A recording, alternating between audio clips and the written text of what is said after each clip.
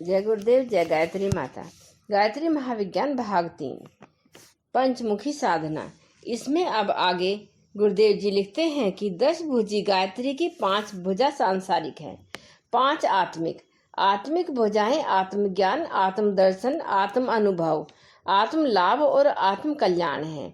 यह देवी संपदाएं जिनके पास है उनके वैभव की तुलना कुबेर से भी नहीं हो सकती। गायत्री का उपासक आत्मिक दृष्टि से इतना सुसंपन्न और परिपूर्ण हो जाता है कि उसकी तुलना किन्हीं भी सांसारिक संपदाओं में से नहीं की जा सकती। यह 5 भूमिकाएं सिद्धियां पंचकोशों से संबंधित हैं। एक एक कोश की साधना एक एक भूमिका में प्रवेश कराती जाती है। अन्नमय कोश का साधक आत्मज्ञान प्राप्त करता है। प्राणमय कोश का साधना से आत्मदर्शन होता है। मनोमय कोश के साथ आत्मानुभव होता है। विज्ञानमय कोश से आत्म लाभ का संबंध है और आनंदमय कोश में आत्म कल्याण सन्निहित है। 10 भुजी गायत्री की 5 भुजाएं सूक्ष्म और 5 स्थूल हैं। निष्काम उपासना करने वाले माता के सूक्ष्म हाथों से आशीर्वाद पाते हैं और सकाम उपासकों को उस स्थूल हाथों से प्रसाद मिलता है। असंख्य व्यक्ति ऐसे हैं जिन्होंने माता की कृपा से सांसारिक संपत्तियां प्राप्त की हैं और अपनी दुर्गम कठिनाइयों से त्राण पाया है। स्वास्थ्य, धन, विद्या, चतुरता और सहयोग, यह 5 सांसारिक संपत्तियां पंचमुखी माता की स्थूल भुजाओं से मिलती हैं।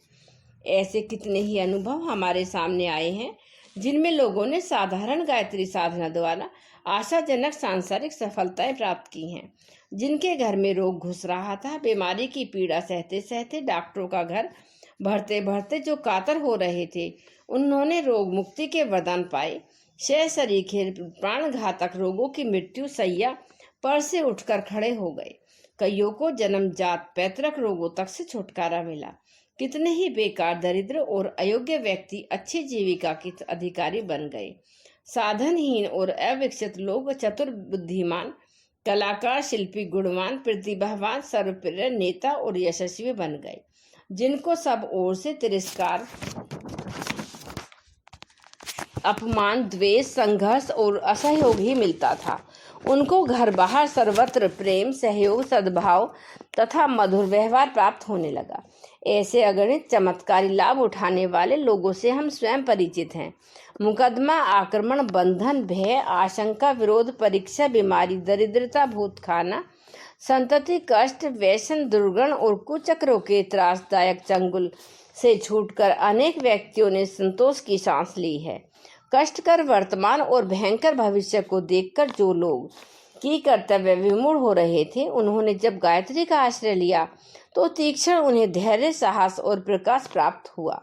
यह ठीक है कि कोई देवता आकर उनका काम स्वयं नहीं कर गया, पर यह भी सत्य है कि उन्हें अनायास ही ऐसा मार्ग सूझ पड़ा, ऐसी युक्ति समझ में आई जिससे झट बिगड़ा काम बन गया और पर्वत सी भारी कठिनाई राई की तरह छोटी होकर हल हो गई।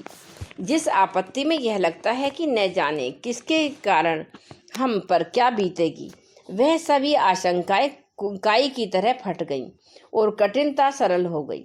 माता की कृपा से अनेक बार ऐसे चमत्कार होते हुए देखे गए हैं।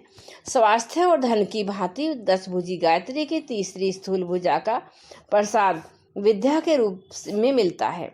मंदबुद्धि, मूढ़, गज, भुलक्कड़, मूर्ख, अदूरदर्शी, सीढ़ी, सनकी, अर्ध विकसित मनुष्यों को बुद्धिमान, दूरदर्शी, तीव्र बुद्धि, विवेकमान बनते देखा गया है। जिनकी मस्तिष्क दशा को देखकर हर कोई यह भविष्यवाणी करता था कि अपना पेट भी न भर सकेंगे, उन लोगों का मस्तिष्क और भाग्य ऐसा पलटा कि वे कुछ से कुछ हो गए। लोग उनकी सलाह लेकर काम करने में अपनी भलाई समझने लगे। जिनकी पढ़ाई में रुचि न थी, वे पुस्तकों के कीड़े हो गए। हर साल फेल होने वाले विद्यार्थी गायत्री की थोड़ी बहुत उपासना करने से ऐसे त्रिबुद्धि के हुए कि सदैव अच्छे नंबरों से उन्हें सफलता मिलती गई। अनेक उलझने, कार्य व्यवस्था एवं अवकाश का अभाव रहने पर भी कितने ही साधनहीन व्यक्ति विद्वान हो गए। मस्तिष्क से काम लेने वाले कितने ही बुद्धिजीवी मनुष्य ऐसे हैं जिनकी गायत्री साधना ने उनके मस्तिष्क को अत्यंत प्रखर बनाया और फलस्वरूप वे उज्जवल नक्षत्र की तरह प्रकाशित हुए। अपने बुद्धि बल से उन्होंने आशाजनक सफलता, प्रतिष्ठा, कीर्ति और संपदा का उपार्जित की है। विकृत मस्तिष्क वाले, विक्षिप्त, डरपोक, आलसी, झगड़ालू, चिड़चिड़े मनुष्य तीसरी भुजा के प्रसाद से स्वस्थ मनोभूमि प्राप्त करते हैं।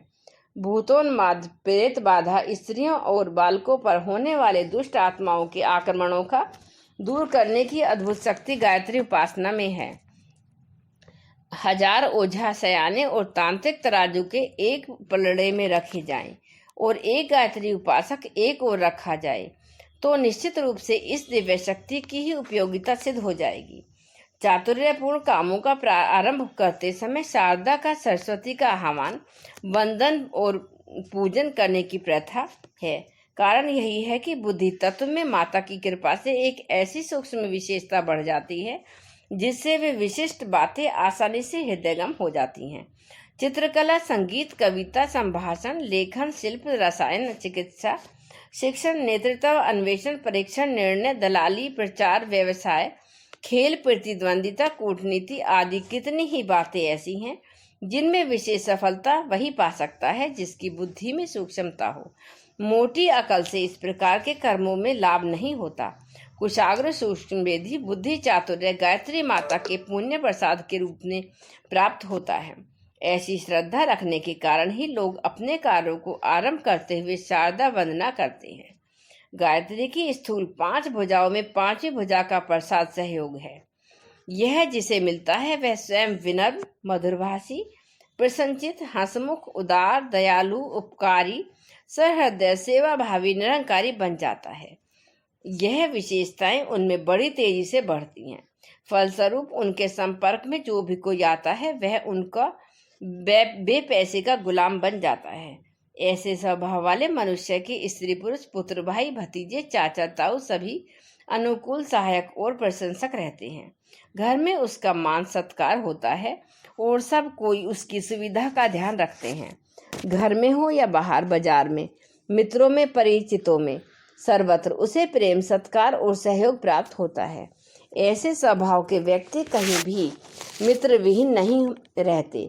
वे जहाँ भी रहते हैं वहीं उन्हें प्रेम, प्रशंसक, मित्र, सहायक और सहयोगी प्राप्त हो जाते हैं। जय गुरुदेव, जय गायत्री माता।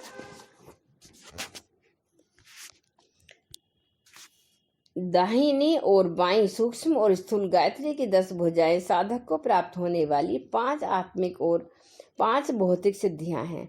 यह 10 सिद्धियां ऐसी हैं जिनके द्वारा यही जीवन, यही लोक सर्वज्ञ सुख से ओतप्रोत हो जाता है। यह जीवन अगले जीवन की पूर्व भूमिका है। यदि मनुष्य आज संतुष्ट है तो कल भी उसे संतोष ही उपलब्ध होगा। यदि आज उसे कल्याण का अनुभव होता है तो कल भी कल्याण ही होगा। सत्पुरुष अक्सर दुस्साहसपूर्ण और वर्तमान वातावरण से भिन्न कार्यक्रम अपनाते हैं, इसलिए बाह्य दृष्टि से उन्हें कुछ असुविधाएं दिखाई देती हैं, परंतु उनकी आंतरिक स्थिति पूर्ण, प्रसन्न और संतुष्ट होती है। ऐसी दशा में यह भी निश्चित है कि उनका अगला जीवन भी पूर्णतः प्रसन्नता एवं संतोष की भूमिका में और भी अधिक विकसित होगा और यह आज की वह कठिनाइयां भी कल की स्थिर न रहेंगी। क्या योग साधना के घर गृहस्थ छोड़कर साधु बनना, कपड़े रंगना, यत्र तत्र भ्रमण करते रहना आवश्यक है? इस प्रश्न पर विचार करते समय हमें पूर्व काल के योगियों की वास्तविक स्थिति की जानकारी प्राप्त कर लेना आवश्यक है। प्राचीन काल में ऋषि लोग अविवाहित रहते थे।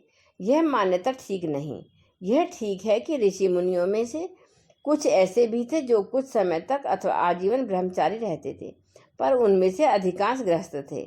यह बात भी बिल्कुल ठीक है कि स्त्री बच्चों के साथ होने से उन्हें तपश्चर्या एवं आत्मोन्नति में सहायता मिलती थी। जय गुरुदेव, जय गायत्री माता।